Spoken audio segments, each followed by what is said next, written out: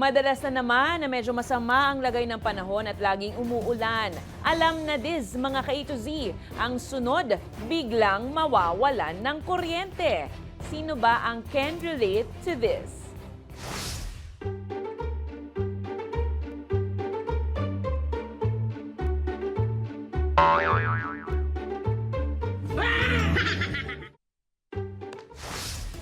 Patay Cindy, kung kayo po ay may kwentong kakaiba, mga kwento ng pag-ibig o storya, ng inspirasyon at pag-asa, maaari itong ibahagi. Sumali sa ating Facebook group na Balitang A to Z. Panoorin ang replay ng ating programa at sundan ang ating social media pages, hanapin ang Balitang A to Z. Ang ating pabaong quote of the night ngayong Lunes ay mula sa historian at philosopher na si Arnold Toynbee.